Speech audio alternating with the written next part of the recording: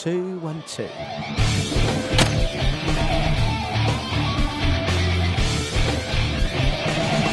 Hi, we're at the Kustom Kulture Blast Off. I'm here on the Badger airbrush stand with Tim Edders, who I really like his work. This piece in the back is actually a painting that I did for the founder of the hip-hop culture back in the Bronx in New York. And I'm very active in the hip-hop culture. Graffiti is what got me started in my mural career. And most of my murals average about 400 to 500 square feet. So a lot of my paintings are very large. They require scaffolding and hydraulic lifts. And it's more or less the complete opposite of what I work. I'll do something on a postage stamp.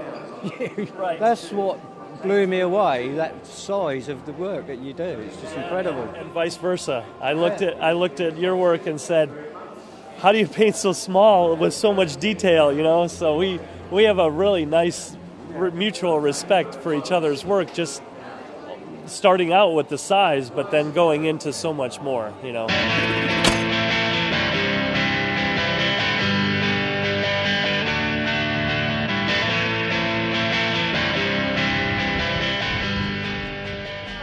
Hello, I'm here at the Kustom Kulture Show with Adrian and his Mustang. Originally, obviously, we bought the Mustang in 197, which I was quite pleased with. I then thought it'd be nice to have some airbrush work done. Ty was recommended, and obviously we met him, made the appointment, he looked at the car, and this is the work which he's done for us, which we're very, very pleased with. We decided to do all the airbrush work just in a monochrome, just black and white, so keep it very subtle. The car was just like a big lump of red basically, but we hope now that this has softened it down a little. I've actually painted quite a few horses in the time, and you start to get to know the muscle groups. Believe it or not, it is strange, but you do. And so a lot of them I can work from a photograph, but some aren't actually in focus, but I know the muscle groups and where to put them. We painted all the horses on the actual car, on the doors, which is a bit uncomfortable down there, I have to say. But when we done the work on the bonnet, we actually took the bonnet off because of leaning over it for that period of time is just too much for your back. Yeah, it's very subtle, it looks nice. People who've seen it are very impressed. We do go to various shows, and yeah, it's quite an attraction, and we thoroughly enjoy it, and the family do as well on our different visits.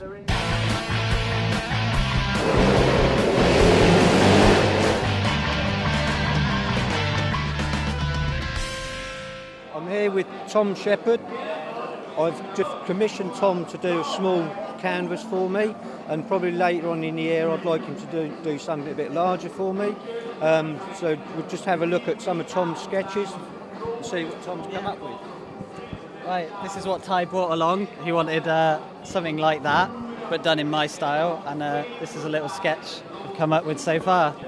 I've taken the obvious thing, the cross and the name, and then because it's Ty's 25-year anniversary, 25 years going there, and I'm just going to take those natural forms and flow them in and out of the logo itself, and then in the background keep it simple but still have a bit of detail and a bit of nice lighting glowing from the back, and that's the general idea for that. With the bright colours, that's going to look fantastic. Yeah, really good. Yeah, the website is inkyhollow.co.uk.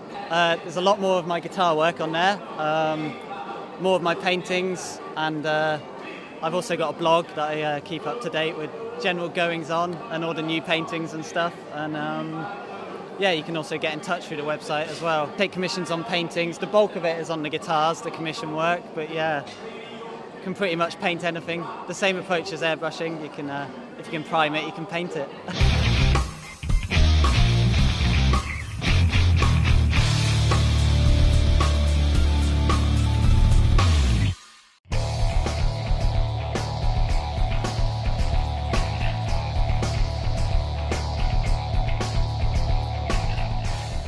Yeah, well, I've been custom painting for a long time, but all my murals, all my artwork, it was all hand painted.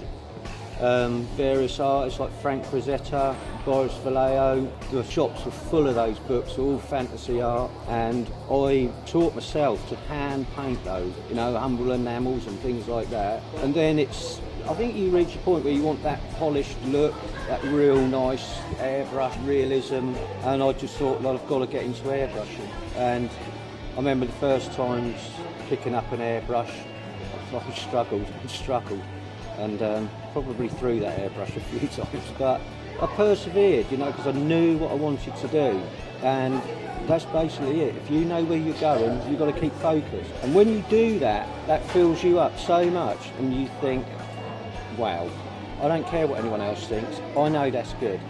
And then that's what inspires you to carry on. And I keep setting myself challenges. That's all I've ever done over that 25 years. Just keep setting yourself challenges. I can do that, and you'll do it. It's taken years for me to call myself an artist, and I certainly don't sort of class myself as just an airbrush artist. That's just something, a tool that I enjoy doing. But there's all lots of other tools, dagger brushes, pinstripe, and there's everything. And used whatever it takes. Especially in custom painting, if you can seal it up with lacquer and get a shine on it, why not? I've actually done some jobs where I've actually used pastel crayons on a purposely rough base coat to get that pastel crayon look. I tried it, lacquered it, it works, it's not going to come out, it's fine. I couldn't airbrush that. I could try, but I couldn't. So you just work with what you need at that time. The airbrushing, the airbrush is just another tool. Either you've got it in you, the passion to do that work and be creative, and hopefully you've got people around you who are supportive and encouraging. That's very important, because I know I had a lot of that, and I now realise how important that is. Basically, that's it. You just go for it.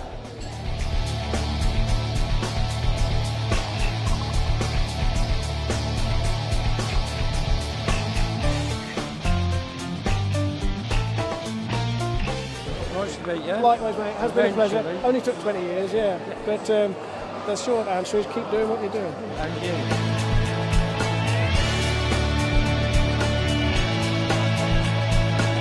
That light catches, Bit of the reflected light. up on stuff. It's cool, isn't it? Got some of that blue glow in the background as well. Yeah, that's brilliant. I like that. Yeah, well cool. that is really good. Psychedelic pageant. All done by Tom At Inky Hollow. at Inky Hollow. It's on your Yeah, star.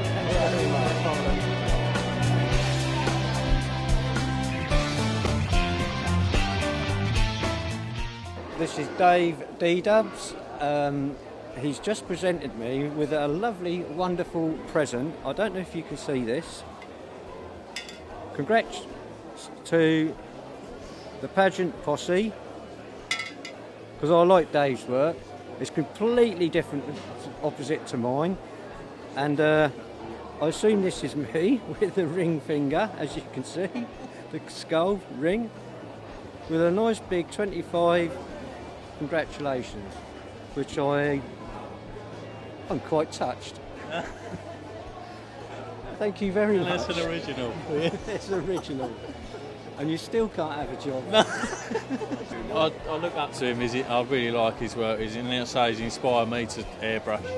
And yeah, I've been down his place, met him a couple of times, and yeah, we get on all right. Good artist, really good. Love his work, and it's like really detailed and stuff. But yeah, it's really good. Inspirational. Well, what can I say? That's what that just fills me up. If I'm inspiring people, that's what it's all about.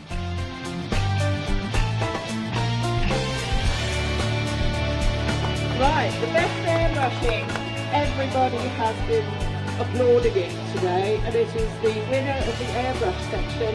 It's the YouTube night for Lawer and Pageant Paintwork. So Ty and Melinda, come forward.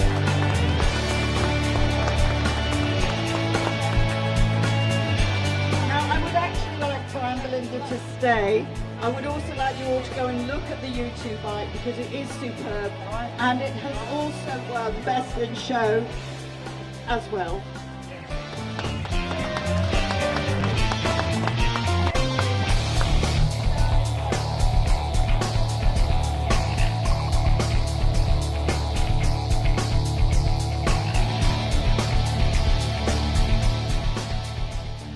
This has been a Pageant Paintwork webcast for pageantpaintwork.com.